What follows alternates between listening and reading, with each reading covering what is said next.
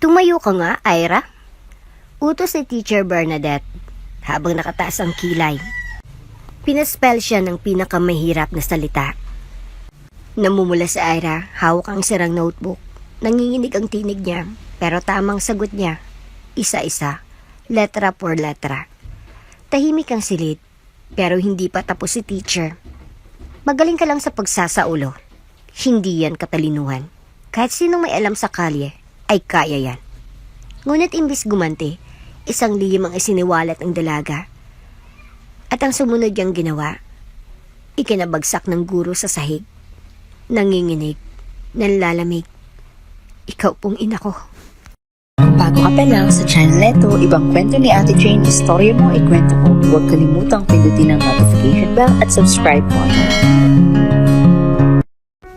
Hoy, may iniiwan kaya yatang kalat dito. Sigaw ng estudyanteng si Camille habang itinuro ang isang papel sa ilalim ng upuan. Hindi pa man nakakasinghot ng hininga si Ira, ay napatakbo ng ina niyang si Aling Remy, naka-uniforme ng janitress. May dalang mop at tabo. Pawis na ito. Bahagyang nauupos ang likod sa pagyuko habang pinupulot ang papel. Narinig ni Ira ang pabulog na tawanan ng makaklase. Anak ng janitress. Baka pag naging teacher yan, ituturo kong paano maglinis ng CR.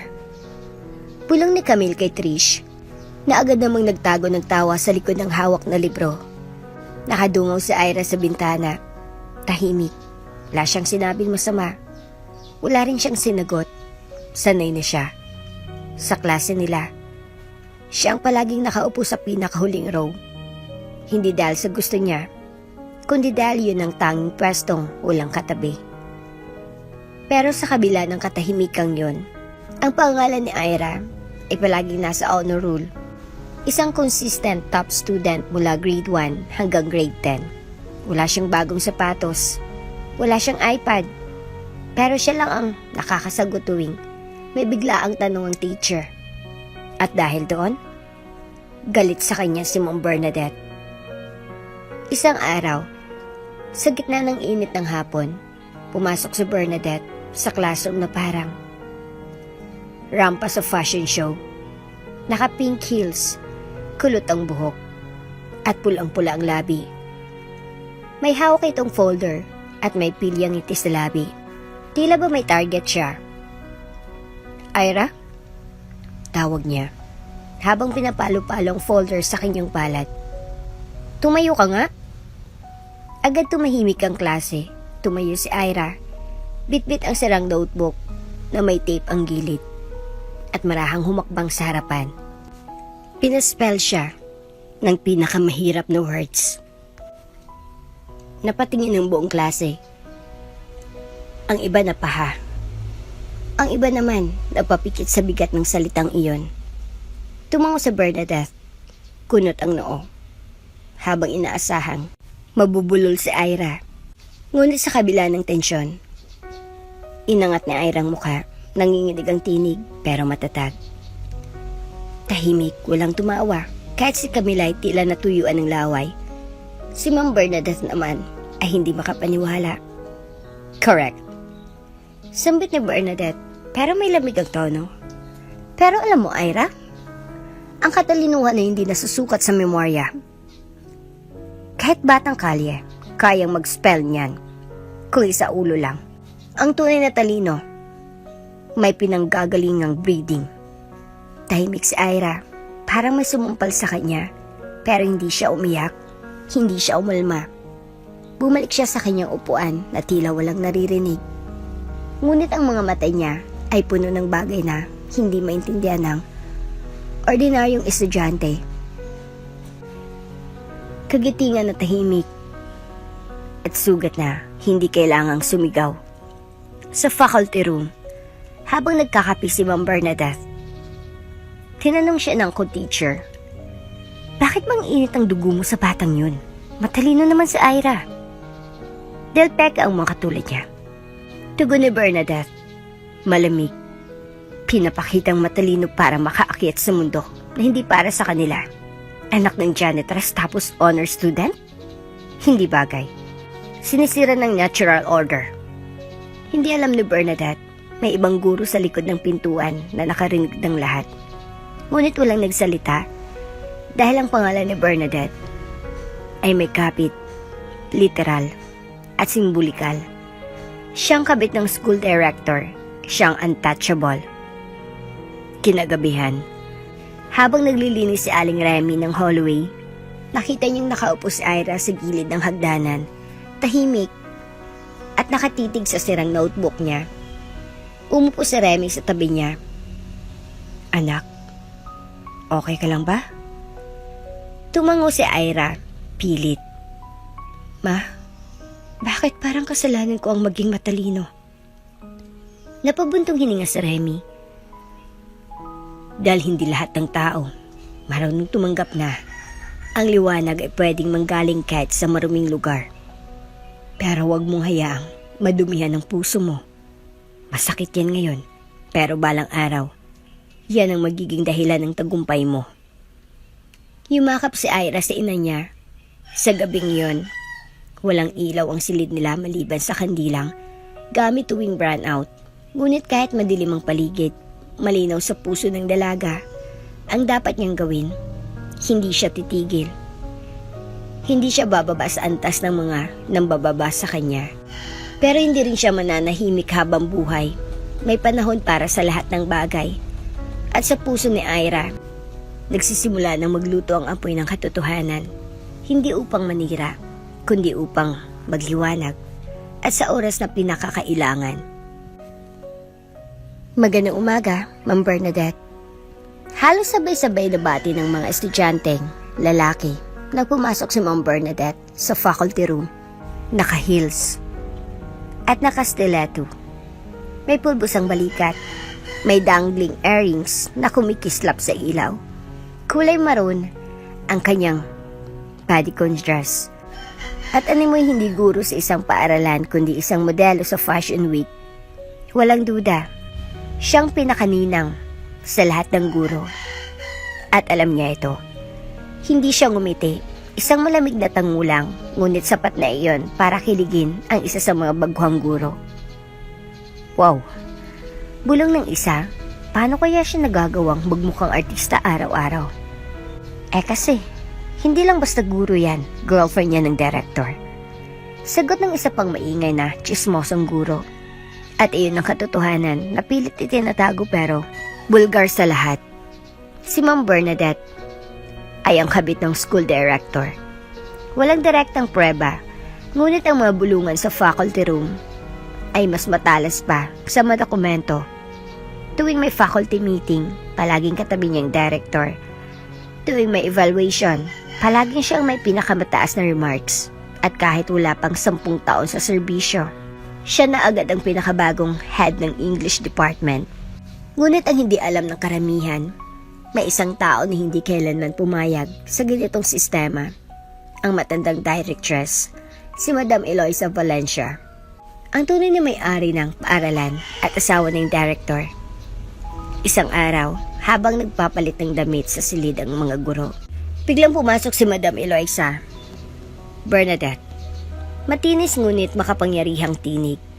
Nagulat si Bernadette at halos mahulog ang powder compact. Ma'am, akala ko po nasa retreat kayo sa Tagaytay. Wala akong balak magpahinga habang ang eskwelahan ko ay ginagawang palaruan ng kabit ng asawa ko. Sagot ng directress, matalimang tingin. Napako sa kinatatayuan si Bernadette. Pilit niyang itinago ang kaba sa likod ng mapaninlang ng ngiti. Ma'am, I think there's a misunderstanding. I am just doing my job. Your job. Ulit ni Madam Eloisa. Ay magturo. Hindi ang gamitin ng katawan at kagandahan para makuha ang hindi mo pinaghirapan. Wala po kayong prueba. Wala pa, pero darating yan. At gaya ng isang bagyong bigla na lang nawala, tumalikod si Madam Eloisa at lumabas. Iniwang mag-isa sa Bernadette sa harap ng salamin. Nanginginig ang kamay habang inaayos ang pulbos sa mukha. Sa labas ng silid, habang naglalakad si Bernadette papunta sa kanyang klase, isang lalaking guro ang lumapit. "Ma'am, ready na po ang grade sheets. Ako na po mag-finalize kung gusto ninyo.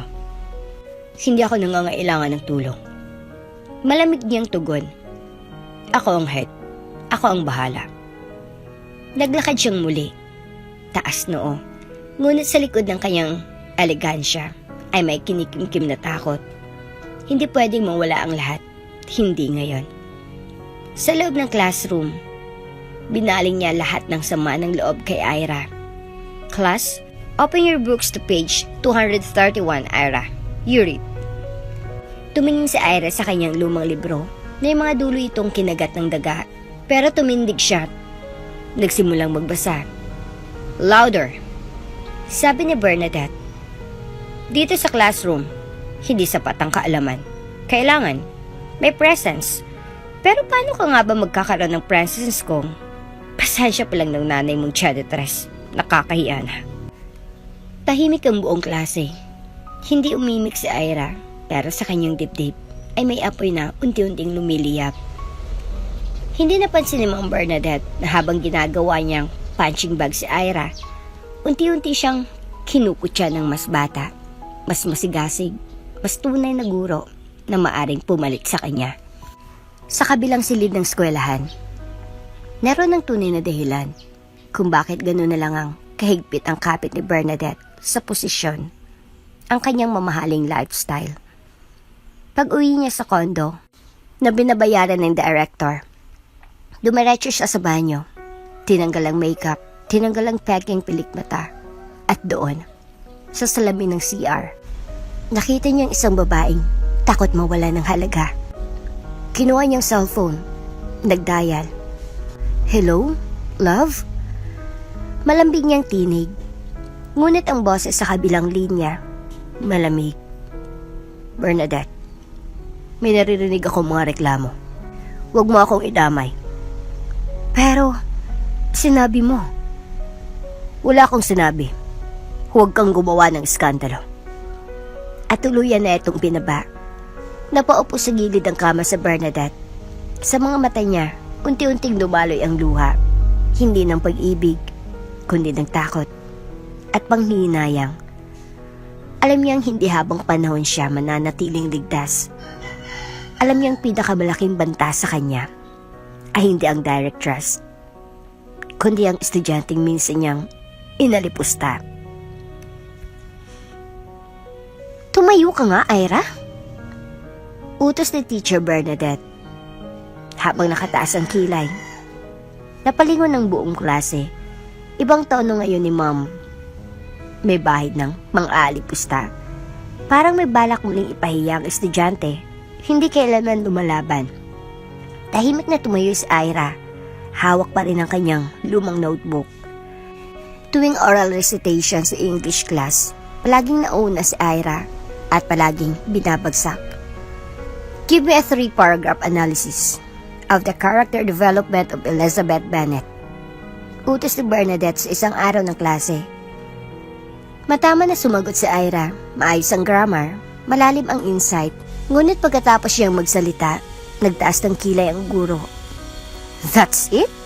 That's your analysis?" "Aniya, that was shallow zero." Napalingon ng klase, lahat ay gulat. Pati ang ilang mga estudyanteng tahimik na humahanga kay Ira. Ibang estudyante nga dito hindi marunong mag-English, pero hindi kasing kapal ng apo. Dagdag ni Bernadette. Hindi na iniingatang mapanira ang tono. Hindi pa roon natapos ang lahat. Nang dumating ang PTA meeting, iniiwasan ni Ira ang dumalo. Pero dahil isa siyang honor student, pinilit siya ng principal na umattend. Sa harap ng mga magulang at guro, habang pinupuri ang academic performance ng iba, biglang nagsalita si Bernadette.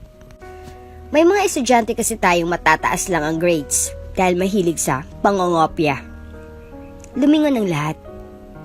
Lalo na yung anak ng janitress. Nagugulat ako mataas ang English niya. Minsan, hindi man lang makatingin sa mata. Napako si Ira sa kanyang kinauupuan. Sa gilid ng silid, kitang-kitang pamumutla ni Aling Remy. Tiningnan niya si Ira, ngunit hindi niya alam kung lalapitan bang anak o magtatago sa hiya. Pagkatapos ng meeting, hindi na nakapagsalita si Ira habang sila'y naglalakad pa uwi. Anak, pasensya ka na ha? Mahina lang ang tinig ni Aling Remy habang pilit ngumiti. Hindi naman nila alam ang totoo. Ngunit alam ni Ira na hindi mahalaga kung totoo o hindi. Masakit pa rin.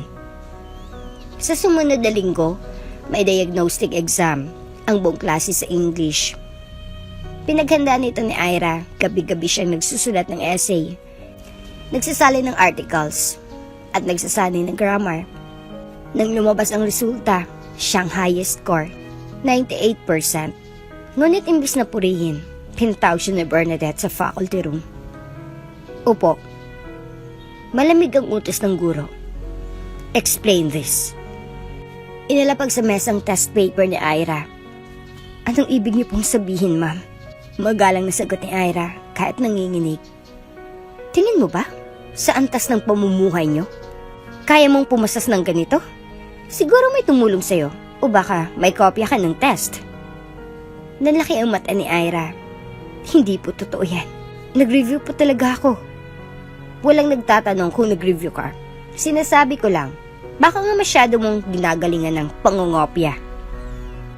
Biglang dumating si Aling Remy, dalang mop at timba at natigilan ng marinig ang pag-uusap. Ma'am, pasensya na po. Pero, hindi ho magnanakaw ng sagot ang anak ko. Buong tapang niyang sinabi kahit nangingilid ang luha. Hindi kumibo si Bernadette. Nilapitan lang niya si Ira, marahan pero mariing binulong. Akala mo ba hindi ko alam kung sino ka talaga? Hindi mo ako maloloko, Ira. Sa gabing iyon, habang natutulog si Aling Remy, sa gilid ng papag, gising pa rin si Ira. Hawak niyang notebook na may mga sulat niya. May mga linya ng English vocabulary at mga tula tungkol sa ina at pangarap. Sinulat niya roon, sa bawat akusasyon, sa bawat palalait, lalong tumitibay ang paniniwala ko. Ang katalinuhan ay hindi hinusgahan sa yaman, kundi sa tapang ng manatiling mabuti kahit ginugupo. Hindi niya alam kung hanggang kailan niya kakayanin, pero alam niyang hindi siya susuko. Hindi niya kayang saktan si Ma'am Bernadette, hindi pa ngayon, hindi pa hanggang sa malaman niya ang mas malalim pang katotohanan. Maagang dumating si Ira sa paaralan isang Sabado ng umaga, walang pasok. Ngunit tumulong siya kay Aling Remy sa paglilinis ng faculty area bilang kapalit sa late tuition nila noong isang buwan. Wala pa halos ang ibang tao sa paligid kundi lang maintenance staff at security guard. Habang abala si Ira sa pagpupunas ng mga mesa sa reading corner ng faculty lounge, napansin niyang bilang natahimik ang paligid. Mula sa kabilang panig ng silid, sa likod ng bookshelf, narinig niyang boses ng kanyang ina, mahina pero pamilyar ang sakit sa tinig nito. Remy? Tanong ng isang matandang babae. Ikaw nga ba ito? Josie? Ikaw pala yan. Grabe. Ilang taon na ba? Mula pa nung iniwan mo yung bahay sa Nueva Ecija. Anak ng tipaklong. Ikaw pa rin ang payat, pero mukhang mas lumibay. Dito ka na pala nagtatrabaho? Oo, sa janitorial. Sa awa ng Diyos. Umabot din ng high school ang anak ko rito. Matalino at mabait na bata. Anak mo? Yung si Ira? Tumango si Aling Remy. Oo, siya nga. Pero, di ko siya tunay na anak. Nanlaki ang mga mata ni Ira sa likod ng estante. Napatigil siya sa kilos. Hindi tunay? Anong ibig mong sabihin, Remy? Tanong ni Josie halatang nagulat din. Napabuntong hininga si Aling Remy. Saka tumingin sa paligid para bang tiniyak na walang ibang tao. Hindi ko na sinabi kahit kanino. Kahit kay Ira. Pero ngayon, ewan ko. Baka kailangan ko nang ilabas. Napalanok si Ira, hawak-hawak pa rin ang basang-basahan. Ngunit tila nanigas ang kanyang katawan. Nang magsara yung luma naming paupahan sa baryo, may dumating na dalagang may kalapad na tiyan. Maganda, maputi, mukhang galing syudad. Tinago niyang pagbubuntis. Doon siya nanuluyan ilang linggo habang pinapalaki ang tiyan. Sa isang madaling araw, iniwan niyang sangbal sa bisig ko, may kasamang sulat at kaunting pera. Anak ng isang dalagang teacher daw. Ayaw daw nitong malaman ng kahit sino. Takot masirang pangalan niya. Ang sabi, pakialagaan mo ng anak ko. Hindi ko siya kayang panindigan ngayon, pero mahal ko siya. Napatingin si Josie sa kanya, nag-aalangan. Remy, sino raw ang ina? Saglit na tahimik si Aling Remy, pero sa wakas ay binigkas ang isang pangalan na parang kay Ira isang punglo sa puso. Si Bernadette. Si Ma'am Bernadette. Napatigil ang mundo ni Ira. Si Ma'am Bernadette, ang taong nagpahiya ng lait at tumapak sa dangal niya, ay siya palang ina? Hindi niya alam kung iiyak ba siya o sisigaw. Gusto niyang lumabas, magpakita, magtanong, bakit nanatili siya sa likod ng istante habang naririnig ang pagpapatuloy ng usapan. Nang mga panahong iyon, nagsisimula pa lang siya bilang guro. Nasa isang public school sa probinsya, may nobyo siyang mahirap, anak ng kargador. Pero nang mabuntis siya, iniwan niya ito. Natakot na mawalan ng trabaho. Ayaw niyang madungisan ang pangalan, kaya tumakas siya rito sa lungsod at iniwan sa akin ng bata. Hindi ba siya bumalik? Hindi na. Pero isang araw, nakita ko na lang siyang may bagong trabaho na sa isang pribadong eskwelahan. Guro pa rin, pero mas maganda ang ayos niya. Parang iba na siyang tao. Doon ko lang nalamang ibang klaseng ambisyon ang naging kapalit ng pagiging ina niya. Hindi na nakayaanan ni Ira, dahan-dahan siyang umatras mula sa istante. Pinipigil ang hikbi. Pumasok siya sa bakanting classroom. Saka doon bumulusok ang lahat ng luha. Nakaluhod siya sa sahig, yakap ang kanyang sirang notebook at paulit-ulit na bumubulong. Ma, bakit akong pinakamasakit sa lahat ng anak niya? Sa buong maghapon, hindi na siya kumibo. Hindi niya na sinabi kahit kanino ang kanyang narinig habang si Aling Remy ay patuloy sa paglilinis. Si Ira naman ay tulalang nakaupo sa gilid ng pader sa likod ng science lab. Pinagmamasdan ng kalangitan na tila ba tinatanong, ano ba talaga ang halaga ko kung pati ang sarili kong ina ay kinakahiya ko? Sa gabing iyon, habang natutulog si Aling Remy, muling binuksan ni Ira ang kanyang notebook. Doon niya isinulat ang lahat ng kanyang narinig. Sa bawat salita, bawat pangalan, bawat emosyon, hindi niya kayang isigaw. Sa pahinang iyon, isinulat niya, ang sakit palang malaman na ang taong pumapahiya sa iyo araw-araw ay ang taong dapat unang yumakap sa iyo. Pero mas pinili niyang pagtakpan ng pangalan niya kaysa aminin na ako ang bunga ng kanyang sariling laman at dugo. Hindi niya alam kung kanino siya magtitiwala. Hindi niya rin alam kung dapat ba niyang ipagkalat ang katotohanan. Pero isang bagay ang sigurado sa kanya. Hindi niya hayaang magalit ang puso niya. Hindi niya papayagan na mamulat siya sa taong nanakit sa kanya. Kahit na alam niyang kasing tindi ng bagyo ang katotohanan iyon, pinili pa rin niyang manahimik kasi para kay Ira, ang pagmamahal ay hindi nakabase sa pagkakadugo, kundi sa taong piniling mahalin ka kahit hindi siya obligado. Tahimik lang si Ira buong linggo. Hindi siya umiiyak. Hindi rin siya nagsasalita. Ngunit sa likod ng kanyang mata, may mabigat na alon na palaging nagbabansyang bumagsak. Tulad ng unos na pinipigil ang langit. Kilala niya na ang kanyang ina. Hindi sa Aling Remy, kundi ang babaeng araw-araw siyang tinatapakan, si Teacher Bernadette. At kahit anong sigaw ang gustong kumawala sa kanyang dibdib, pinili ni Ira na manahimik. Mas mabuti na ako na lang ang makasaktan. Bulong niya habang mag-isang naglilinis ng chalkboard matapos ang klase. Bawat araw ay tila bangungot sa classroom. Tila sinasadya ni Ma'am Bernadette na mas palalain ang sitwasyon. Class, bigyan natin ng pagkakataon ng mga special students. Yung tipong magaling nga sa spelling pero mukhang mas bagay sa kariton kaysa sa karerang professional.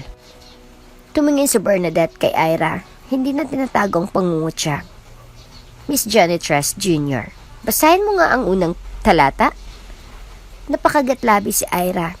Pinilit niyang ngumiti kahit nararamdaman niyang naglalakbay ang luha sa gilid ng kanyang mata. Bumasa siya. Malinaw, walang mali. Pero sa likod ng klase, narinig niyang sabay-sabay na bulungan. Siguro may ADHD yan. Laging tahimik, baka baliw na. Ang weird yun, no? Parang ewan, pero high grades, wow. Bawat pintas, sa bawat insulto, mas lalong lumalalim ang sugat. Ngunit hindi niya piniling kumanti.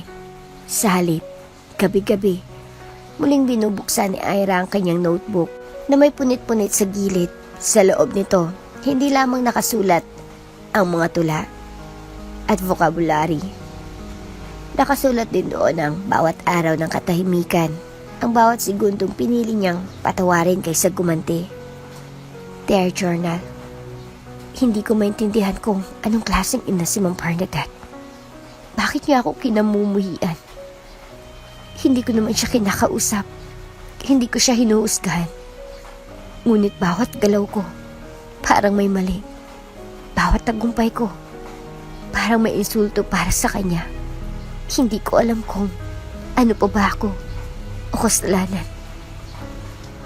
Isang gabi, Nay, mahina niyang tanong, bakit mo ako inaalagaan? Kahit hindi mo naman ako anak. Napalingon si Aling Remy. Kumunot ang noo. Anak, sino nagsabi sa'yo hindi kita anak? Hindi sumagot si Ira. Tumango lang siya at muli niyang ipinagpatuloy ang pagbanlaw ng tubig. Huwag mo nang alalahanin yun. Sabi ni Aling Remy, ang mahalaga, minahal kita at masigit pa sa dugo. Hindi lahat ng nanay ay galing sa sinapupunan. Minsan, galing sila sa puso. At doon, kahit hindi niya inamin, napaiyak si Ira. Hindi siya umiyak dahil nasaktan siya. Umiyak siya dahil kahit hindi siya tunay, may taong piniling mahalin siya ng buo. Sa eskwelahan, hindi pa rin tumitigil si Bernadette sa faculty room. Isinusuplong niya si Ira sa principal. Sir, I think Ira is developing an attitude problem. Tahimik na, pero baka mamaya may dinadala palang hindi maganda. Dapat siguro i-evaluate ang psychological state niya. Ngunit ang principal, isang retiradong guro na kilala ang ugali ni Bernadette, tumangulang ng formal pero hindi pinansin. Nang makalabas si Bernadette, ibinulong ito sa kanyang sekretary. Yan si Bernadette, parang bomba yan. Pwedeng sumabog kahit kailan. Isang hapon, habang nag-iisa si Ira sa library, binasa niya muli ang kanyang journal at doon niya isinulat ang pinakamabigat na tanong. Kung ang nanay ko ay ang taong araw-araw akong sinasaktan, dapat ko ba siyang mahalin? Matagal siyang nakatitig sa pahina, tila ba hinihintay ang sagot na hindi kailanman sasabihin ng tinta. Ngunit sa bandang ibaba, isinulat niya, oo, hindi dahil deserve niya, kundi dahil ayokong matulad sa kanya. Hindi siya nagsumbong sa principal, hindi siya nagreklamo sa guidance office, hindi siya nagtangkang ilantad ang lihim ni Bernadette. Tiniis niya. Hindi dahil mahina siya, kundi dahil malakas ang loob niyang magbahal kahit masakit. Sa dulo ng linggo, sa huling pahina ng kanyang journal, sinulat niya, ang sugat, hindi palaging kailangang ipakita. Minsan, mas malakas ang taong pipiling manahimik habang unti-unting naghihilom. At sa unang pagkakataon, habang binabasa niya ang huling entry, ngumiti si Ira. Isang ngiti ng pagtanggap, isang ngiti ng paghilom, isang ngiti ng lakas. Tahimik, pero buo. Ulan ang gumising kay Ira isang madaling araw. Mahinang patak sa bubong ng kanilang maliit na tahanan, pero sapat na para hindi na siya umuling makatulog. Tumayo siya, nagsindi ng kandila dahil wala na namang kuryente. At dumiretso sa lumang mesa sa tabi ng bintana. Humugot siya ng malalim na buntong hininga. Binuksan niya ang kanyang lumang notebook. Ang makapal, marupok, at may tape sa mga gilid. Ito ang kanyang lihim na silid. Ang tanging niyang kausap sa mga panahong ayaw niyang maging pabigat sa ina. Ngayon, sa ilalim ng dilaw na ilaw ng kandila, humugot siya ng panibagong pahina. At doon, sinimulan niyang isulat ang liham para sa babaeng minsan niyang pinangarap na tawaging mama. Ngunit ngayon, kinikilala niyang kanyang multo. Mahal kong mama, hindi mo ako kilala. Oo, siguro. Kilala mo ako, pero sa paraang hindi ko dapat maranasan bilang anak. Sa'yo ako natutong tumahimik kahit gustong-gustong sumigaw. Sa'yo ko naramdaman kung paano maging wala sa mata ng isang taong dapat ay unang nagmahal sa akin. Hindi mo ako kailanman binigyan ng dahilan para isipin kung mahalaga ako. Sa halip, binigyan mo ako ng rason para tanungin ang sarili ko. Ano bang mali sa akin? Alam mo bang bawat beses mo akong pinapahiya, parang dinudurog mo ang bawat pag-asang pinanghawakan ko? Na baka, kahit kaunti, may puwang ako sa mundo mo, pero mali pala. Hindi ko isinulat ito para sumbatan ka. Hindi ko rin ito isinulat para ipagtapat ang alam ko. Isinulat ko ito para lang masabi. Masakit, sobra. Pero kahit ganun, hindi kita kayang kamuhian. Mahal kita, kahit hindi mo alam. Kahit hindi mo ako kaya mahalin. At kahit kailan, hindi ko hiningi ang buong buhay mo. Isang sulyap lang ng pagtingin, sapat na sana. Ira, hindi niya alam kung ilang patak ng luha ang bumagsak sa papel. Mabasa ng ilang letra, pero hindi niya binura. Hinayaan niyang maging marka iyon ng lahat ng sakit na hindi niya nasambit. Nang matapos ang liham, pinunit niya ito mula sa notebook. Ngunit imbis na itapon, piipasa, isiniksik niya ito sa gitna ng paborito niyang pahina, ang pahinang nagsasaad ng kanyang pangarap. Maging guro na, hindi nang bababa ng estudyante. Ilang linggo ang lumipas, patuloy pa rin ang katahimikan ni Ira. Sa klase, saglit siyang binabalikan ng mga pilit na insulto ni Ma'am Bernadette. Ngunit ngayon, tila nawawala ng dating lakas ng guro. Parang may lapanta sa kapangyarihan ng kanyang tinik. Isang hapon, pagkatapos ng klase, bumalik si Ira sa classroom para kunin ang naiwan niyang notebook. Doon niya napansin si Ma'am Bernadette ay abala sa pag-ayos ng kanyang mga gamit. Ira, malamig pa rin ang boses. Naiwan mo ito. Sabay abot ng notebook. Napatingin si Ira, napansin niyang nakabuklat ang notebook sa mismong pahinang may sulat kamay niya, ngunit hindi ang liham. Ang nakita ni Bernadette ay ang tula ni Ira tungkol sa pag-asa. Ang dilim, hindi dahilan para sumuko. Sa bawat sugat, may lihim na lakas. At sa gitna ng katahimikan, doon umuusbong pinakamatatapang na puso. Mahilig ka rin pala sa tula. Sabi ni Bernadette, hindi tumitingin. Po? Tanong ni Ira. Wala. Sabay iwas ng tingin ni Ma'am Bernadette. Tumango si Ira, kinuha ang notebook, at lumabas nang hindi na nagsalita pa. Hindi niya alam kung nakita ng guro ang liham, ngunit alam niyang oras na ang magbubunyag ng lahat. Sa faculty room, naiwan si Bernadette na tila tulala. Dahan-dahan siyang umupo sa kanyang desk, kinuha ang cellphone at tiningnan ang picture ng batang babae na matagal niya nang itinago. Isang larawang luma na maputing sanggol sa mga bisig ng nurse. At may pangalan sa likod, Baby Girl, Bernadette V. Pinigit niya ang kanyang mga mata, isang boses ang bumaliktad sa alaala niya, ang boses ng batang minsan niyang isinuko. Hindi kita kayang alagaan. Kailangan ko unahin ang pangarap ko. Patawad. Hindi alam ni Bernadette kung bakit ngayon, paulit-ulit na bumabalik Ang larawang iyon sa isip niya tuwing nakikita niya si Ira. Imposible. Bulong niya, hindi siya iyon. Pero may isang bahagi ng puso niya, isang bahagi na matagal nang tinabunan ng ambisyon at takot. Ang tahimik na bulong na nagtatanong, paano kung siya nga? At sa gabing iyon, habang nakahiga si Ira, niyakap niyang notebook na luma na sa tagal.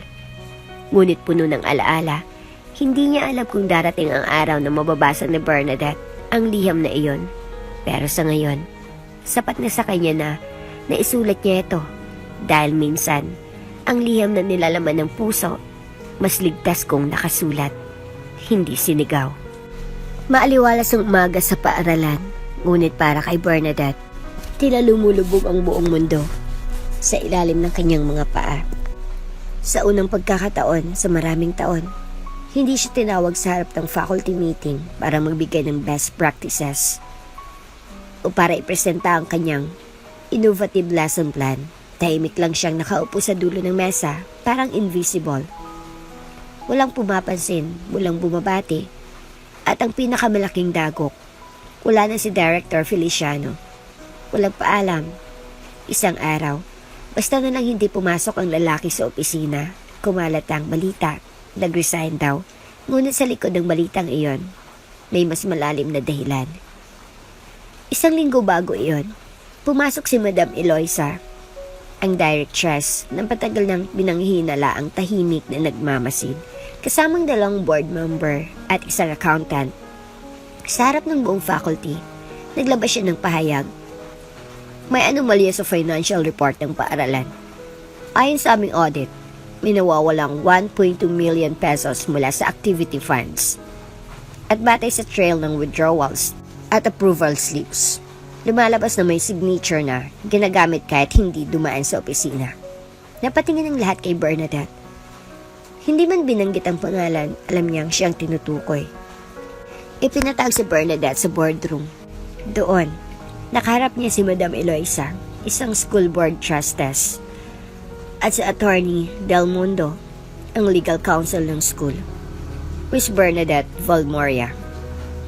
Panimula ni Attorney, may mga aligasyong kayo raw ang lumagda sa ilang approval forms ng pondo. Kaya't wala sa tamang proseso. Ano masasabi niyo rito? Namutla si Bernadette. Hindi ko po alam ang sinasabi niyo. Kung may pirmang man sa kahawig ng sa akin, hindi ibig sabihin na akong gumawa. May CCTV footage, Bernadette.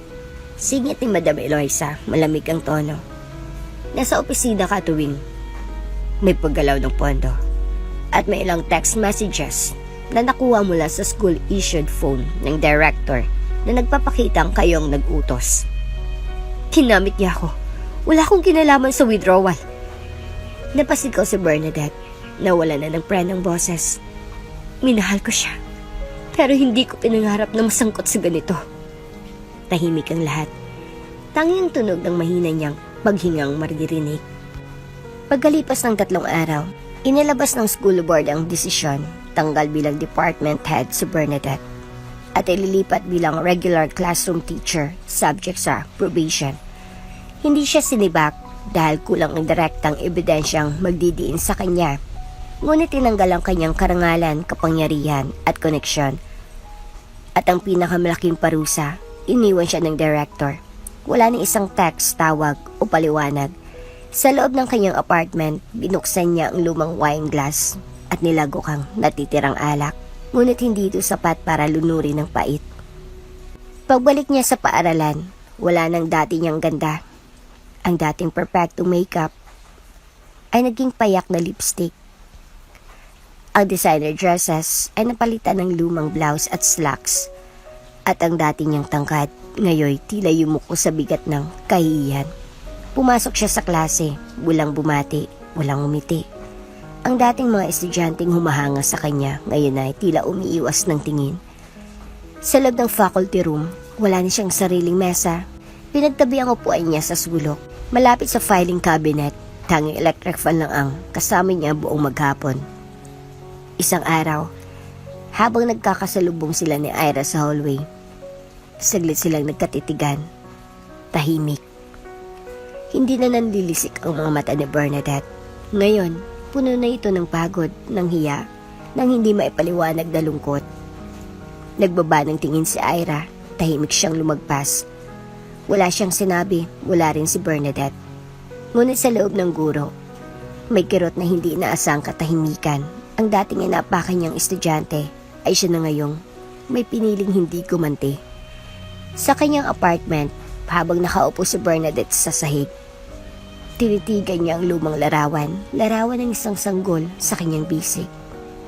Anak, bulong niya, kung nasan ka man, hindi mo alam kung gaano kahirap maging ako ngayon.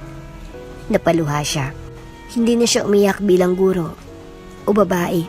Umiyak siya bilang ina, kahit hindi pa niya kayang aminin. Lumipas ang mga linggo na natili si Bernadette sa paaralan, ngunit hindi na siya ang sentro, hindi na siyang it girl. Hindi na siya ang pinag-uusapan kundi iniiwasan. Wala na ang kanyang armor, wala na ang kanyang kalasag. At habang pinupunasan niyang putik sa sarili niyang sapatos isang araw ng tag-ulan, napatingin siya sa malayo. Sa batang nakaupo sa ilalim ng puno, tahimik na nagsusulat sa kanyang sirang notebook. Si Ira. At sa unang pagkakataon, nakaramdam siya ng tunay na pagsisisi.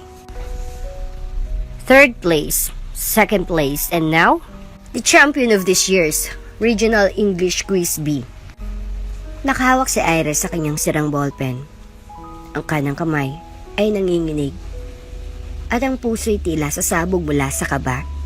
Hindi siya pumasok sa kompetisyong ito para magpakitang gilas. Sumali siya upang patunayan sa sarili na kaya niyang lumaban kahit pa araw-araw siyang pinapahiya. From San Pedro Integrated High School, Ira Remedios. Tumindig ang buong entablado sa hiyawan. Tumayo si Ira, nanlalamig ang mga kamay habang tinatahak ang entablado sa gilid. Nakita niyang nakangiti si Aling Remy, may hawak na lumang payong at grapong may tubig, parang nanay na nanonood ng anak. Sa pinakaunang sayaw nito sa entablado ng buhay. Isinuot sa kanyang medalya, inabot ang tropeyo, at sa harap ng buong crowd, isang tanong ang binigay sa kanya. How did you overcome all the challenges you faced as a student? Muling nanahimik ang buong hall. Tumango siya, sakang umiti. Challenges. Panimula niya are like rough walls, but they are not there to block us. They're there to remind us to climb. May ilang sumipol, may tumawa, ngunit karamihan ay humanga sa kanyang katahimikan at tapang. I didn't come from privilege, but I came from love. And that was enough to make me believe in myself. I owe this to my mother, who raised me with dignity. Kahit ang trabaho niya ay hindi kailanman pinuri ng lipunan. Napatingin siya kay Aling Remy na ngayon ay umiiyak sa saya. Hindi niya binanggit ang panlalait. Hindi niya idinetalya ang bawat pang-aapi ni Bernadette. Hindi siya nagsumbong sa TV. Sa halip, pinili niyang magpasalamat. Miss Ira Remedios, sabi ng head ng Scholarship Foundation sa isang formal na pagtitipon sa eskwelahan, you've been selected as one of the 5 nationwide scholars for our international university partner in Singapore. May collective gasp ang buong faculty room, maging ang ilang dating nambabash kay Ira na panganga. Ngunit ang hindi nila alam, si Ira ay hindi lang basta matalino, matatag. Sa gilid ng silid, si Bernadette, tahimik na nakaupo, pinapanood ang lahat. Hindi niya malaman kung anong mas mabigat, ang bigat ng inggit o ang bigat ng guilt. Sa loob-loob niya, alam niyang hindi niya kailanman pinuri ang batang ito. Ang anak niyang isinuko, ang estudyanteng araw-araw niyang pinapahiya. Ngunit ngayon, siyang ini-interview ng isang national TV host. Tonight on Gabi ng Pag-asa, makikilala natin ang isang batang babae na ipinanganak sa kahirapan, ngunit umangat dahil sa talino, tiyaga at pagmamahal ng isang ina. Tumutok ang buong klase sa faculty room Sabay-sabay na napatingin ang maguro sa TV screen. Nagsimula ang segment, lumabas ang footage ni Ira habang nagwawalis sa harap ng bahay nila. Kasama si Aling Remy, nasa background ang tambak ng lumang dyaryo, sira-sirang tricycle, at mga kalderong pinagtagpi-tagpi. Hindi madali ang buhay. Ani Ira sa interview, pero hindi ko siya ginawang dahilan para hindi mangarap. Anong masasabi mo sa mga taong nanghusga sa'yo? Tanong ng host. Tumahimik si Ira, tiningnan niyang kamera, saka may hinahong sumagot. Wala pa akong galit sa kanila, kasi kung hindi dahil sa sakit, baka hindi ako natutong maging matatag. Isang linya, isang sulyap. Ngunit tumagos iyon kay Bernadette na nooy nakaupo sa faculty room na tila binagsakan ng langit. Wala siyang binanggit na pangalan, pero alam ng konsensya kung sinong tinutukoy. Ladies and gentlemen, our class valedictorian, Ira Remedios. Tumindig ang lahat, nakangiti si Ira habang umaakyat sa entablado. Simple lang ang kanyang suot na toga, may kaunting tahi sa gilid, pero mas marangal beto sa designer gown. Sa bulsa ng kanyang toga, naroon pa rin ang sirang notebook. Hindi ako tumayo rito dahil ako ang pinakamatalino. Nandito ako dahil hindi ko hinayaang hadlangan ako ng kahirapan, ng sakit, unang panghuhusga. Napatingin siya sa audience. Tumamang tingin niya sa pinakalikod.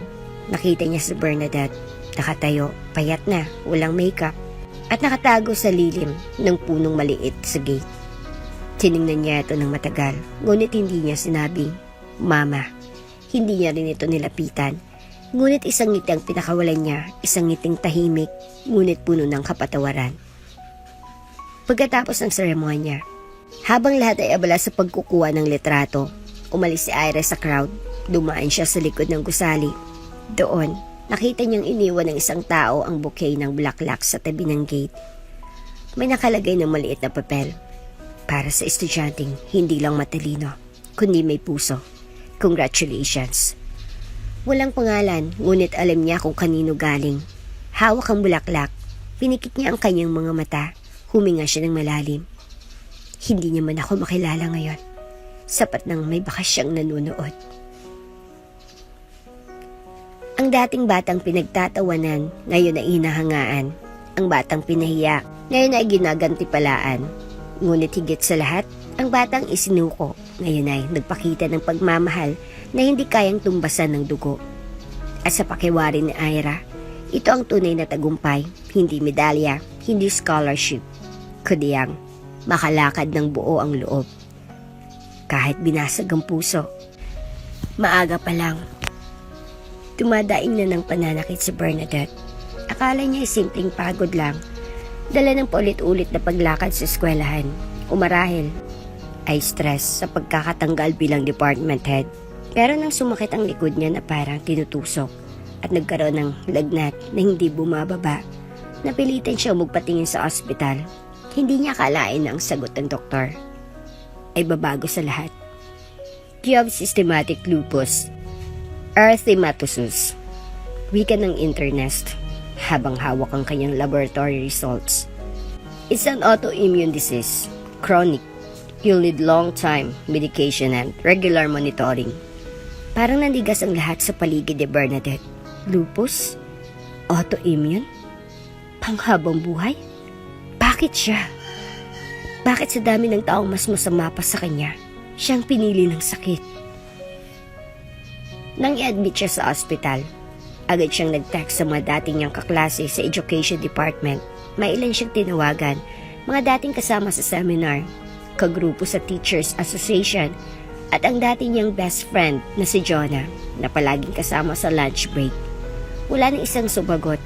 Ilang beses din niyang sinubukang tawagan ang director, ang lalaking ipinaglaban niya noon sa kabila ng kahiyan. Ngunit, the number you have dialed is in service lang ang kanyang narinig. Iniwan niya siya. Matagal na pala siyang iniwan. Hindi lang bilang kasintahan, kundi bilang taong may halaga. Sa loob ng kanyang hospital room, tahimik ang lahat, walang bisita, walang bulaklak, Walang nakapaskil na pangalan sa labas ng pinto. Tanging monitor, dextrose, at ang mahinang beep ng ECG ang kanyang kasama. Nasa tabi ng kanyang kamang isang maliit na plastic bag, laman ay toothbrush, towel, at ang lumang litrato ng isang sanggol, larawan ng anak na isinuko niya. Kinuha niya ito, tinitiigan ng matagal. Kamusta ka na kaya? Tanong niya sa hangin. Masaya ka ba? Sana hindi ka naging katulad ko. Napaluha siya. Hindi na dahil sa sakit ng katawan, kundi dahil sa bigat ng konsensyang hindi gumagaling. Naisip niyang tawagan ng kapatid niyang si Rowena sa probinsya. Hello, ate? Mahina niyang bati. Bernadette, anong kailangan mo? Malamig ang tinig sa kabilang linya. Nasa hospital ako. May sakit ako. Lupus. Sabi ng doktor, baka pwedeng. Tumawag ka lang kasi may kailangan ka. Hindi mo kami kilala kung kailan ka okay. Ngayon na wala ka ng pera. Naalala mo na kami? Hindi naman sa ganun. Pasensya ka na, Bernadette. Hindi kami charity. Hindi kami hospital. Matagal mo na kaming tinalikuran. Ngayon, kami naman ang tatalikod. At tuluyan ng ibinaba ang tawag. Ilang segundo, tahimik lang si Bernadette, nakatitig sa dingding na puti. Hindi niya na alam kung mas masakit ba ang salitang iyon o ang pagkabasag ng huling ugnayan sa pamilya.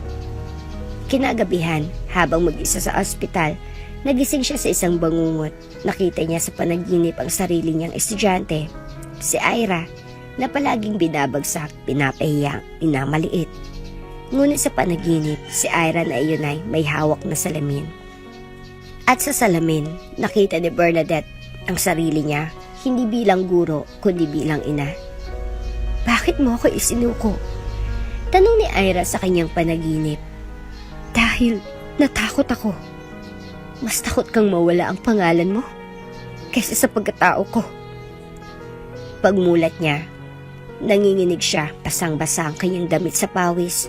Nakabukas ang ilaw ng ospital, ngunit ang puso niya ay nanatiling madilim. Diyos ko, bulong niya. Patawarin mo ako. Kinabukasan, nagulat ang nurse. Ma'am, may nagdeposito po para sa gamot niyo. Covered po lahat ng lab test.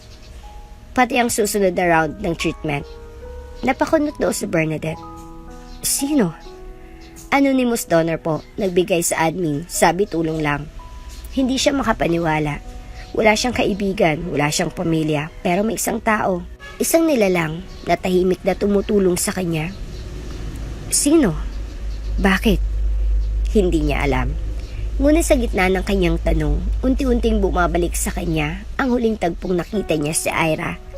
Ang ngiting binigay nito noong graduation. At doon, sa loob ng ospital, sa gitna ng kanyang sakit, unang pumasok sa isip niya ang isang posibilidad na hindi niya kayang tanggihan. Siya kaya? Bago matulog, kinabig niya ang kanyang cellphone, binuksan ang gallery. Lumabas ang lumang larawan. Siya, 17 years old. May bitbit na sanggol sa ospital. Kung ikaw man ang tumutulong sa akin, Ira, hindi mo kailangang patawarin ako. Napaluha siya. Pero sana, malaman mo, ako ang unang taong nasaktan sa sarili kong desisyon. Hindi niya alam kung kailan siya gagaling. Hindi rin niya alam kung babangon pa siya. Pero sa unang pagkakataon, hindi na siya galit sa mundo. Dahil ngayon, alam niya na ang tunay na halaga ng pagiging mag-isa. Iyon ay hindi parusa ng langit, kundi paniningil ng nakaraan. Tahimik ang gabi sa ospital. Sa labas ng bintana ng kwarto ni Bernadette, umaambon. Ngunit sa loob, mas malamig ang hangin dumadampi sa kanyang balat kaysa sa patak ng ulan. Isang buwan na siya roon. Isang buwan ang patuloy ang kanyang gamutan para sa lupus, na parang unti-unting nilalaso ng katawan. Ginugupo ang mga buto at ginagapang ang lakas niya. Ngunit sa kabila ng kahinaan, isang bagay ang hindi niya maipaliwanag. Bakit tuloy-tuloy ang bayad sa ospital? Hindi birong gastos niya, check-up, dialysis, gamot, lab test, CT scan. At sa tuwing mapupuno ang bill, bigla na lang may magbabayad. Ma'am, wika ng admin staff isang araw. Covered na po ang next 2 weeks ng medication ninyo. May nagpadala na po ulit. Sinabi pa kung sino? Mahina niyang tanong, nanginginig ang boses. Anonymous donor pa rin po. Same as last time. Ang bilin lang po, wag nang itanong. Basta alagaan ng sarili. Hindi niya mapigilan ang luha. Sinong taong ito? Wala na siyang kaibigan, wala siyang pamilya. Ang ilang kakilalang naiwan, umiwas matapos siyang masangkot sa iskandalo sa eskwelahan. Ang director, na minsang ipinaglaban niya ng buong puso, wala nang bakas kahit sa social media. Pero may isang nilalang na hindi siya iniwan. Diyos ko, bulong niya habang yakap ang kumot. Sino ka man? Bakit mo ginagawa to para sa akin? Napatingin siya sa lamesa kung saan nakapatong ang isang lumang larawan. Isang sanggol sa kanyang bisig. Bagong panganak pa lamang, larawan iyon ang lihim na iniwan niya sa mundo. Anak, bulong niya, kung alam mo lang. Isang gabi, habang binibilang ng admin ang pinadala sa ospital para kay Bernadette, napansin ng nurse ang pangalan sa log sheet. Ira Remedios, ito na naman ang anonymous donor. Bulong ng staff, hindi ba yan yung scholar na nasa TV dati, yung top-notcher? Oo nga, ang bait pala talaga nun. Ngunit kahit madalas si Ira ang nagpapadala, ni minsan ay hindi siya pumirma bilang anak. Hindi rin siya pumapasok sa kwarto ni Bernadette kung may araw. Dumadalaw lang siya tuwing gabi, tahimik, di nakikilala. Isang gabi, dumating siyang bit-bit ang isang maliit na lunchbox. Ipinasok niya ito sa desk ng nurse on duty. Mainit na sopas, mas gusto pa niya ng sabaw kaysa gatas. Bulong niya. Hindi mo ba siya gustong makita? Tanong ng nurse, nagtataka. Hindi pa po ngayon. Sagot ni Ira, hindi niya ako kailangan bilang anak, kailangan niya ako bilang tao. Sa dormitoryo, habang mga roommates ni Ira ay nanonood ng K-drama at nagbabasa ng Wattpad, tahimik lang siyang nagsusubsob sa kanyang notebook. Hindi na ito yung sirang notebook na bitbit niya noong high school. Ito ay bago pero may parehong laman, mga liham. Liham para kay Bernadette. Liham para kay Aling Remy. Liham para sa sarili. Ma'am Bernadette, hindi kita hinanap para makilala. Hinanap kita para matupad ko ang pangakong hindi mo narinig. Na kahit hindi mo ako pinili, ako ay pipiliing mahalin ka. Minsan, sinasabi ng mundo na ang isang ina ang dapat unang nagmahal. Pero sa kaso ni Ira, anak ang unang umunawa. Isang gabi ng tag-ulan, nadali ang courier ng gamot. Napilitan si Ira na siya na mismo ang mag-abot. Tahimik siyang pumasok sa ospital, sa bulsa. Bitbit niya ang envelope at reseta. Pagpasok sa hallway, bumungad sa kanyang kwartong may pamilyar na ilaw, binuksan niyang pinto. At doon, sa unang pagkakataon, nakita niya si Bernadette na gising, nakaupo at nakatitig sa kanya. Ma'am, mahina niyang bati. Nagkatinginan sila, matagal, walang salita. Pasensya na po. Dadaan lang po sana ako sa nurse station. Ngunit bago pa siya makalabas, mahinang tinig na sumunod sa kanya. Ira, ikaw ba yung? Natigilan si Ira, ngumiti siya, ngunit tumalikod rin. Bukas na lang po. Mahina niyang tugon. Pag-uwi, hindi na siya nakapagsalita. Sa loob ng dorm, tumakbo siya sa ilalim ng kumot. Doon siya humikbi, tahimik. Ibang pakiramdam kapag nakita mo sa mata ang taong nanakit sa'yo. Nasa wakas, nakita ka rin niya, pero hindi pa siya handang yakapin ito. Hindi pa ngayon. Ngunit sa puso niya, handa na siyang magmahal kahit walang kapalit. At iyon ang tunay na lakas ng isang anak. Tahimik ang ospital sa gabing iyon, maambon. At ang dilim ng langit ay parang sinasalamin ng laman ng damdamin ni Ira. Habang nakasakay sa tricycle, bitbit ang maliit na backpack at isang balot na sopas sa Tupperware. Isang linggo na rin mula na muling magtagpo ang tingin nila ni Bernadette sa silid ng ospital. Isang suliyap na tila hinahabol ng maraming taon ng kasinungalingan, distansya at pagkukunwari, pero hindi na muling nagkita simula noon. Ngayon, hindi na siya pinilit ng mapangyayari. Pinili niya na. Pagpasok niya sa ospital, sinalubong siya ng night nurse. Sanay na ito sa kanya. Chen po rin sa room 312. Pulong ng nurse habang inaayos ang clipboard. Tumungo si Ira. Isang saglit lang po. Hindi rin ako magtatagal. Bitbit ang maliit na notebook sa kanyang dibdib. Huminga siya ng malalim bago pumasok. Sa loob, mahina ang ilaw. Si Bernadette ay nakatagilid, nakatingin sa bintana. Sa isang tingin, hindi mo akakalaing ito ang dating guro na kinakatakutan sa eskwelahan. Ang babaeng may matalim na postura, perpektong lipstick at mga salitang parang sibat. Ngayon, ang nakahiga sa kamay isang payat, maputla at halos hindi makakilos na babae. Tahimik si Ira. Lumapit siya, hindi para makilala, hindi para ipakita kung sino siya. Lumapit siya bilang isang estranghero na muling bumibisita sa isang mahal na puso. Kahit hindi siya kailanman tinawag, inilapag niya ang pagkain sa mesa, nag-ayos ng kortina, inayos ang mga reseta sa gilid.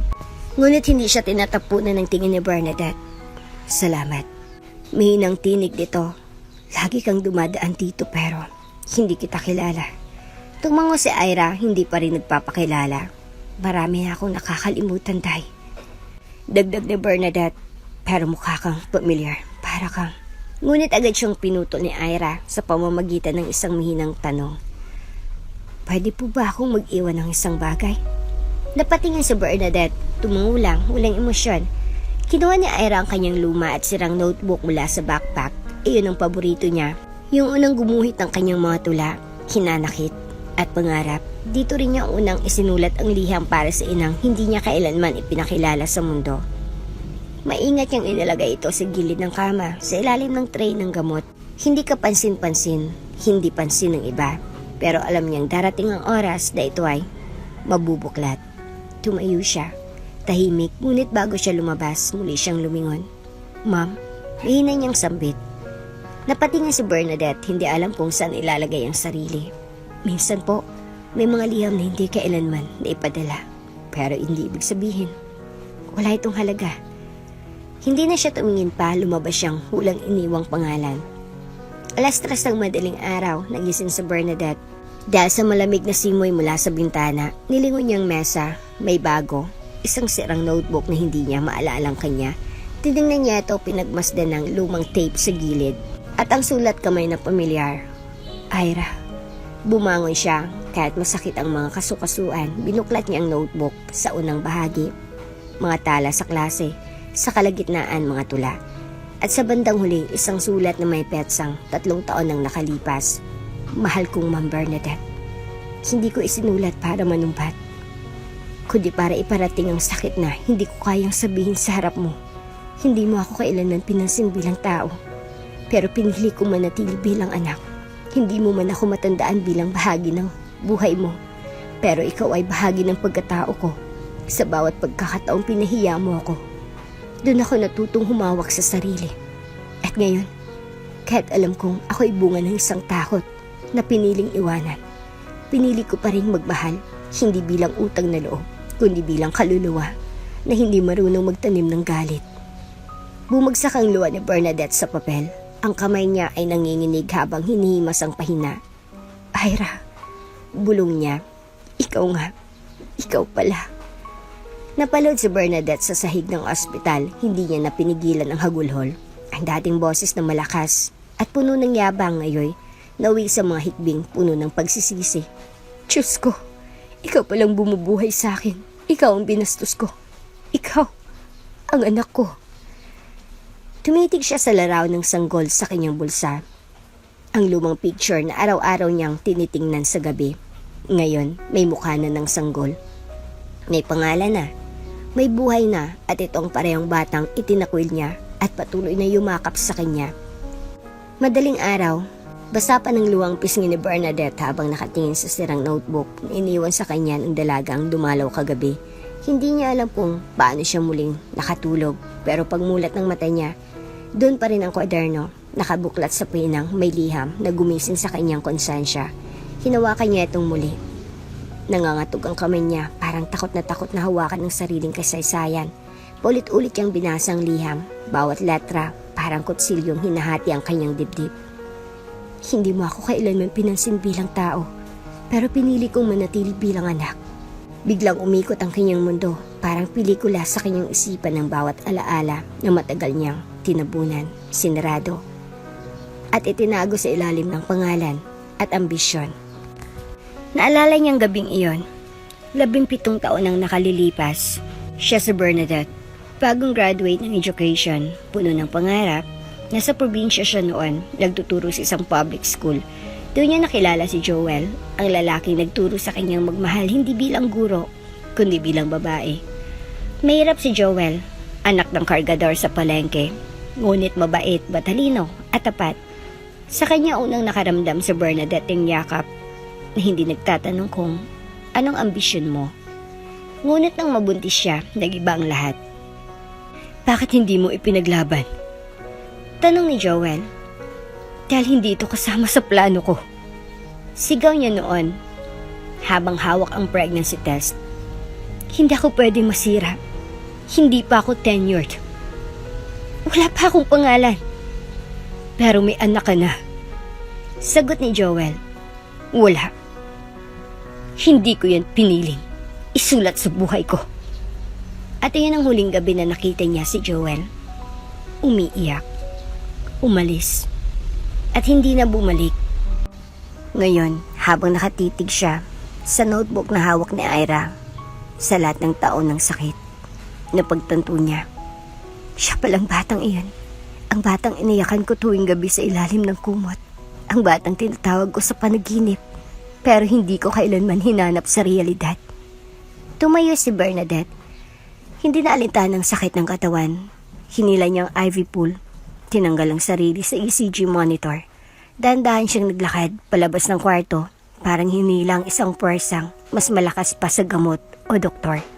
Ng pag-ibig na matagal niyang ikinulong, si Ira, bulong niya, siyang anak ko. Sa hallway ng ospital, napatigil siya sa paglakad. Humawak siya sa pader, humagulhol. Sa wakas, hindi na siya umiyak dahil sa sakit ng katawan. Umiiyak siya dahil sa sakit ng puso. Ang uri ng sakit na walang reseta, walang injection, walang chemotherapy.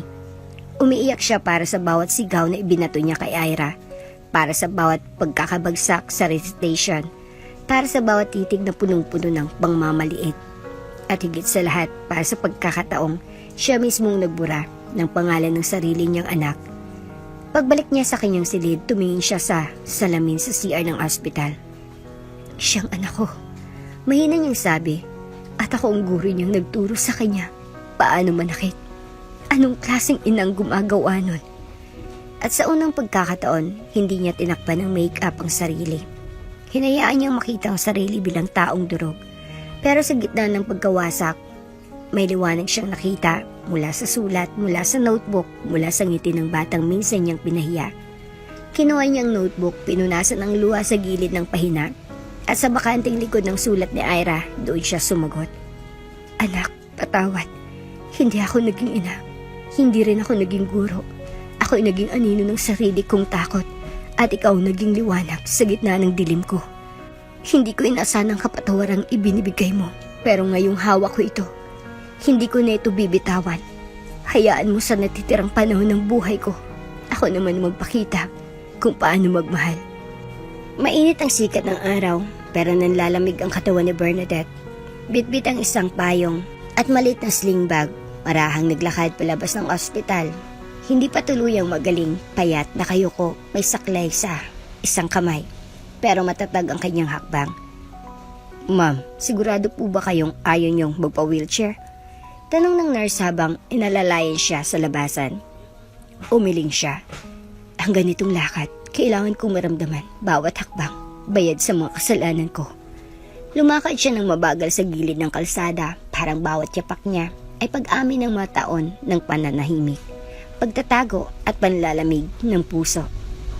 Sa kanyang bulsa, hawak-hawak niyang notebook ni Ira. Ang panahong kwaderno na ngayon ay parang naging gabay niya pabalik sa pagiging ina. Makalipas ang halos 1 oras na biyahe at ilang beses na pagtanong sa guard at estudyante, narating ni Bernadette ang New Horizon Academy, isang prestiyosong paaralan para sa mga mahirap ngunit matatalinong kabataan. Dito raw nagtuturo si Ira bilang young instructor sa General Education Department. Isang balitang nakuha niya mula sa isang article online na nagsasabing, si Ira Remedios, dating valedictorian at scholarship awardee, ngayon ay guro na rin. inspirasyon sa mga estudyanteng piniling magsimula sa hirap. Huminto siya sa harap ng gate. Tiningnan niya ang sarili sa salamin ng cellphone. Maputla, walang makeup, may kaunting galos sa pisngi mula sa huling kamutan. Hindi siya handang humarap, pero kailan ba siya naging handa? Ngayon lang. Dahan-dahan siyang naglakad papasok ng school grounds. Ang mga estudyante, masayang nagkukulitan sa hallway. May mga batang nakapambahay lang pero masigasig ang paglalakad. May ilang guro ring naglalakad na may hawak ng modules. Huminto siya sa tapat ng room 302. Narinig niyang tinig ni Ira mula sa loob. Matatag, maliwanag at punong-puno ng malasakit. Class, remember, education is not just about intelligence. It's also about compassion. Ang talino, pwedeng mawala, pero ang puso, diyan ang tunay na magtuturo sa inyo ng direksyon. Pumikit si Bernadette. Sa isang iglap, nakaramdam siya ng halo-halong emosyon, saya, kirot, hiya. Ngayon, hindi na siyang guro. Siyang estudyante. Estudyanteng handang matuto, hindi ng grammar o spelling, kundi ng pagpapatawad at pagmamahal. Kinabog siya ng kaba habang itinaas ang kamay at dahan-dahang kumatok. Tuk-tuk. Naputol ang diskusyon sa loob. Maya-maya, bumukas ang pinto. Isang estudyante ang lumabas at lumingon sa kanya. Po, kayo po ba si... Ngunit bago pa siya makasagot, lumabas si Ira mismo. Sa paglabas ng dalaga, natigilan nito. Tila hindi makapaniwala sa nakikita. Ang guro na minsang naging multo sa kanyang alaala, ngayon ay nakayuko, hawak ang saklay, at may luha sa mga mata. Hindi sila agad nagsalita. Ang katahimikan sa pagitan nila ay parang isang pader, hindi ng galit kundi ng kabiglaan at lungkot. Pwede ba akong makausap ka, Ira? Mihinang ngunit malinaw ang boses ni Bernadette. Hindi sumagot si Ira, ngunit hindi rin siya umalis. Tumango lang ito at sinanyasan ang class rep. Mag-break muna tayo for 10 minutes. Sabi niya, lumakad sila sa garden bench malapit sa classroom. Tahimik, walang ingay, kundi huni ng mga ibon at mahinang ihip ng hangin. Pagkaupo ni Bernadette, saka siya muling nagsalita. Hindi ko alam kung paano ako magsisimula. Tumingin si Ira, malamlamang mata. Magsimula po kayo sa totoo. Tumango si Bernadette at sa kauna-unahang pagkakataon, binasag niya ang katahimikan ng isang dekada. Ako ang nagluwal sa'yo. Diretso, walang paligoy-ligoy. Iniwan kita dahil sa takot. Pinili ko ang karera kaysa sa'yo. Hindi ko malang tinanong kung anong magiging itsura mo. Kung matututo ka bang ngumiti. Basta, iniwan kita. Napalunok si Ira. Alam ko na po. Nagulat si Bernadette. Kailan mo nalaman? Bago pa ako magtapos sa senior high, narinig ko si Nani Remy, ang dating kapitbahay niyo sa probinsya, habang nag-uusap sila. Lahat po mula sa inyo. Hanggang sa dahilan kung bakit ni minsan hindi kayo tumingin sa akin ng may malasakit. Nagpalit ng hangin ng paligid. Parang bumigat ang lahat. Parang wala nang hininga ang lupa sa ilalim nila. Bakit mo ako tinulungan pa rin? Tanong ni Bernadette. Halos hindi niya na mapigilan ang hikbi. Sinaktan kita. Tinuring kitang wala. Kinawa kitang kahiyan sa harap ng klase. Tumingin si Ira sa kanya. Walang galit. Tanging pagod na ng puso. Kasi hindi ko kayang manirahan sa galit. Hindi yan ang itinuro ni Nani Remy. At hindi rin yan ang gusto kong ituro bilang guro. Lumapit si Ira, marahang inilapat ang palad sa kamay ni Bernadette. Hindi niyo po ako kayang mahalin noon. Pero ako, natutong magmahal. Kahit hindi ako minahal pabalik. Doon, tuluyang bumagsak si Bernadette sa luha. Isang ina, isang dating guro. Isang makasalanang nilalang na sa wakas, nakahanap ng anak na hindi kailanman huminto sa pagiging anak. Mag-aalas 5 ng hapon, tila nagbabanta ang ulan sa langit, pero sa loob ng bakuran ng New Horizon Academy, ang bagyong nag-uumiyaw ay hindi galing sa kalikasan, kundi mula sa dibdib ni Bernadette. Habang tahimik siyang nakatayo sa ilalim ng punong nara, hinihintay si Ira matapos ang huling klase nito. Sa kanyang kamay ay isang papel, na pinilas mula sa lumang notebook. May 3 salitang paulit-ulit niyang isinulat. Patawarin mo ako. Humigpit ang hawak niya sa papel para itong natitirang huling hibla ng pag-asa. Maya-maya, lumabas si Ira mula sa pinto. Nakasuot siya ng simpleng blouse. May hawak na folder ng lesson plan na tila pagod sa buong araw ng pagtuturo. Ngunit na magtama ang mata nila, hindi pagod ang bumungad sa mukha ni Ira, kundi isang tahimik, kalmadong pagtanggap. Anak. Huminga ng malalim si Bernadette. Lumapit siya. Mabagal pa rin ang lakad, saklay ng katig at pilit pinipigilan ang luha na gustong dumaloy sa bawat hakbang. Paglapit niya, napalud agad ang matanda sa harap ni Ira. Anak, bulong niya halos di marinig. Hindi kumibo si Ira. Tumingala sa Bernadette, buong puso, buong takot.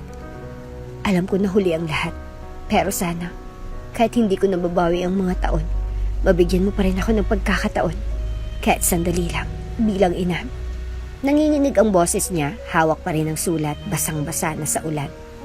Patawarin mo ako. Hindi na napigilan ni Bernadette ang paghagulhol sa harap ng mga estudyanteng palimnang naglalakad sa gilid.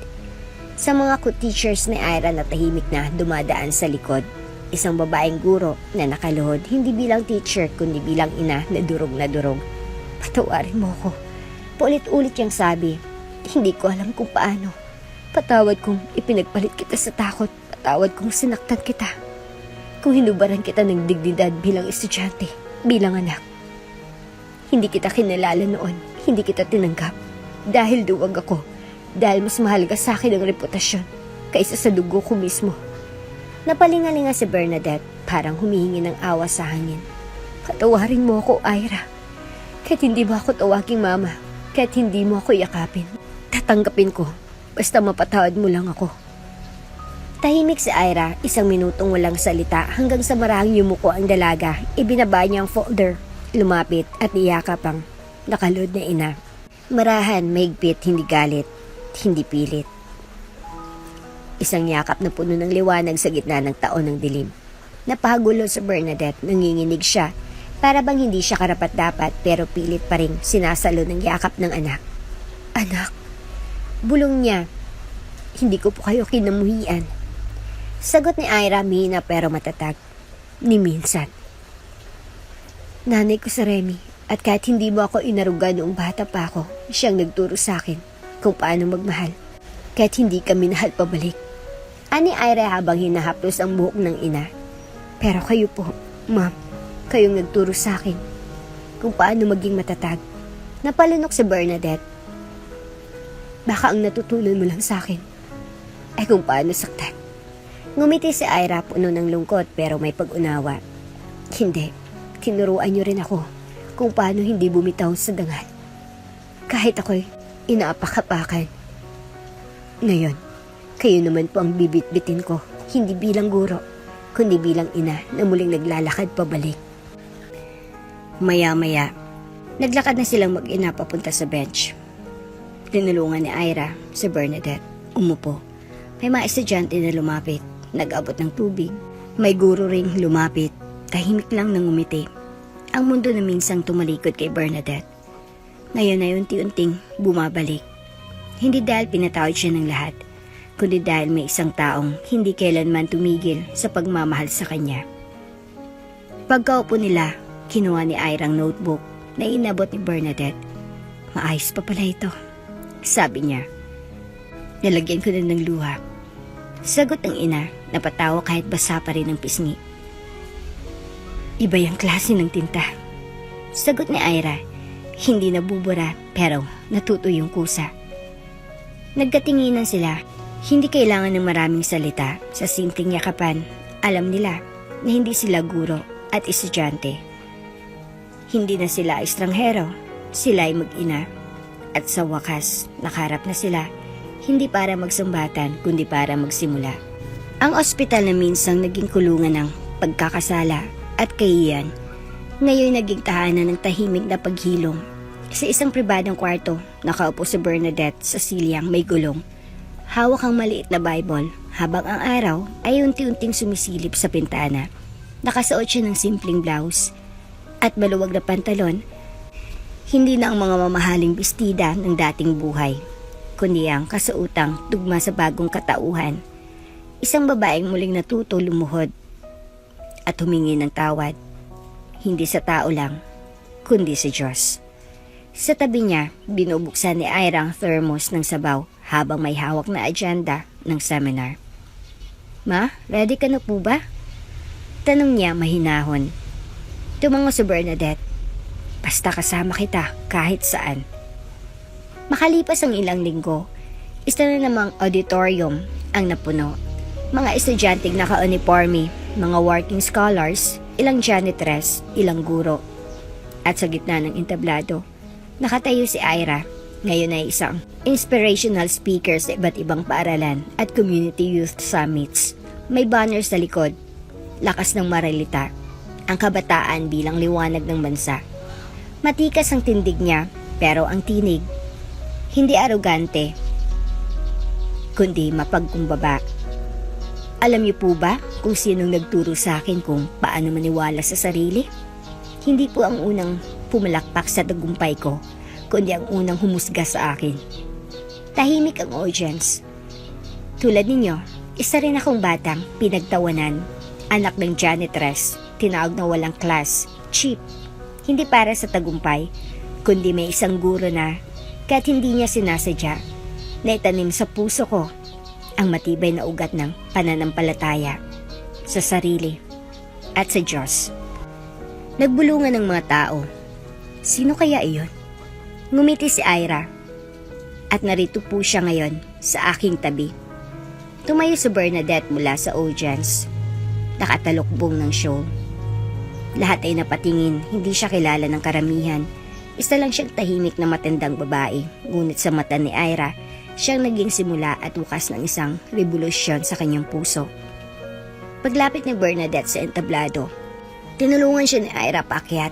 Tumayo si Bernadette sa likod, ngunit tinawag siya ng anak. Ma, sabihin niyo po ang gusto niyong sabihin. Huminga si Bernadette ng malalim. Hawak ang mikropono, nanginginig ang kamay. Ako po si Bernadette, dating guro, dating mapanghusga, at dati ring ina na tumalikod sa anak niya. Nabigla ang lahat. Hindi po ako karapat-dapat magsalita sa harap ninyo. Pero kung may matutunan man kayo mula sa akin, ito lang. Ang pagmamahal, kahit huli, ay hindi kailanman wala ng saysay. Pagkatapos ng seminar, maraming lumapit kay Ira para magpa-picture. Ang iba, niyakap po sa Bernadette, isang lalaking guro ang lumapit at bumulong kay Ira. Siya ang dating guro ng English dito, di ba? Hindi ko akalaing ganito pala. Ngumiti si Ira. Tao rin siya. At ngayon, mas tao pa siya kaysa sa marami sa atin. Umalis sila ng tahimik sa van pa uwi. Nagsandalan si Bernadette sa balikat ni Ira. Anak, salamat sa pagbibigay sa akin ng pangalawang pagkakataon. Ngumiti si Ira. Kahit kailan naman po, hindi ko tinanggal sa inyo ang pagiging nanay mo. Sa maliit na apartment na tinutuluyan nila, nagsalo sila ng tinolang manok. Si Ira ang nagluto habang sa Bernadette ay nag-aayos ng mga modules para sa volunteer tutoring niya tuwing linggo sa simbahan. Kumustang tuhod mo, ma? Masakit pa rin, pero masakit ang dating puso ko nung hindi ko kayang tanggapin ang pagmamahal mo. Tahimik si Ira. Ngayon po, natuto na rin kayo magmahal ng hindi nagtatago. Ilang buwan nang lumipas, si Bernadette ay nagsimulang magturo muli, hindi sa private school, kundi bilang volunteer sa community center. Ang mga batang dating takot sa Ingles, ngayon natuto sa kanyang mga aralin na puno ng kababaang loob.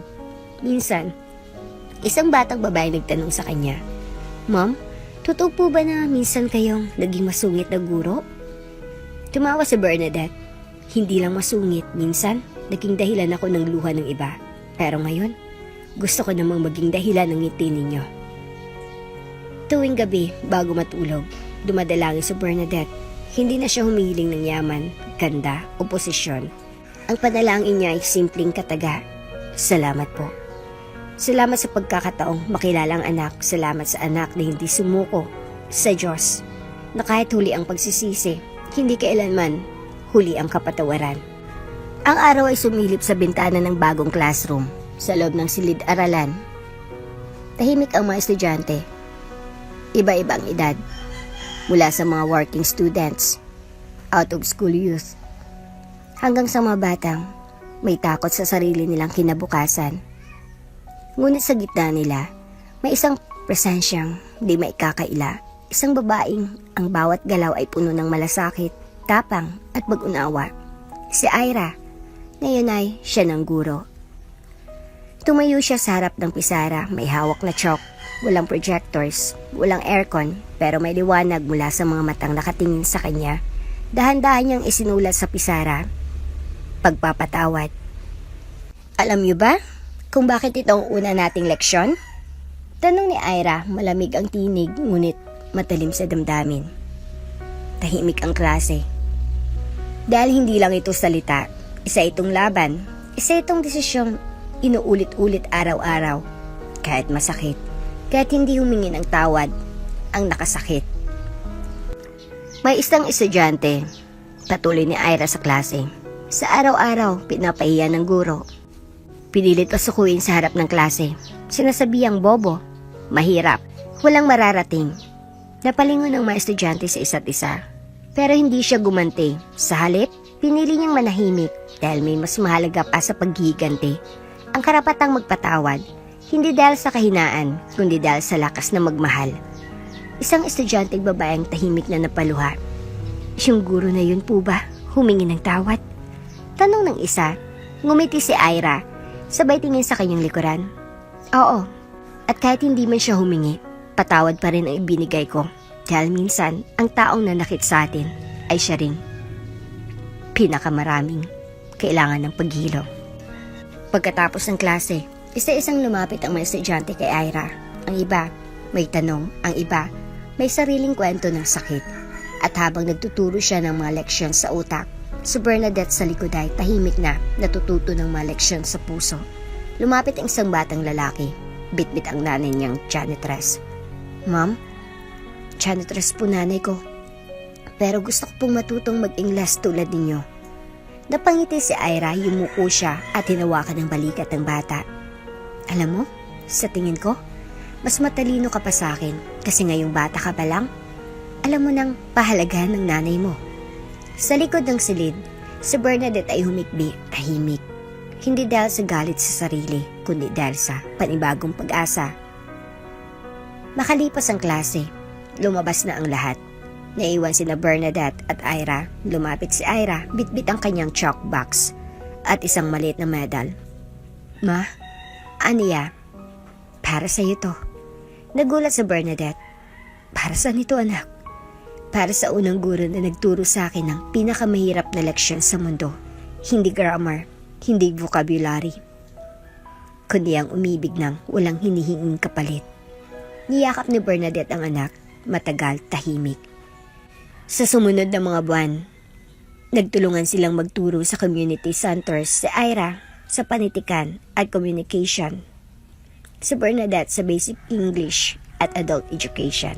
Sa bawat estudyante, may kwentong iniiyakan at sa bawat klase, may pader na nababasag ng kahiyan, ng trauma, ng takot. Minsan naabutan sila ng ulan habang naglalakad pa uwi. Ma, sabi ni Ira habang nagtatakip ng payong, kung babalik ka sa dati mong paaralan at magturo muli, kakayanin mo kaya? Ngumiti si Bernadette. Hindi na ako babalik para maging guro nila kasi sa puso ko, ikaw na ang naging guro ko. Isang huling eksena sa graduation ng bagong batch ng community scholars, pinakilala si Ira bilang keynote speaker. Tumayo siya sa entablado, ngunit bago siya nagsalita, tinaog niya isang babae sa gilid. Bago po ako magsalita, gusto ko pong ipakilala ang unang taong nagbukas ng puso sa tunay na kahulugan ng edukasyon. Tumayo si Bernadette. Lumapit sa gitna ng entablado. Hindi po siya perpekto, pero sa kanya ko natutunan na minsan ang mga sugatang guro ang may pinakamahusay na aralin sa buhay. Mga araling wala sa libro, kundi nasa puso. Nagpalakpakan ng buong hall, may mga umiiyak, may mga yumayakap sa kanilang ina. Sa huli, Muling nagsulat si Ira sa pisara. Pero hindi na chalk ang gamit, kundi marker sa pisara ng puso ng bawat batang nangangarap. At sa pinakalikod ng klase, may matandang babae, nakangiti. Hindi na kailangan magsalita dahil alam niya sa wakas, natapos ng leksyon at naipasa niya na ito sa anak niyang minsang hindi niya pinansin. At dito na nga po nagtatapos ang ating kwento. Hanggang sa muli. Kung bago ka pa lang sa channel neto, ibang kwento ni Ate Jane, istorya mo, ikwento ko. Huwag kalimutang pindutin ang notification bell at subscribe button.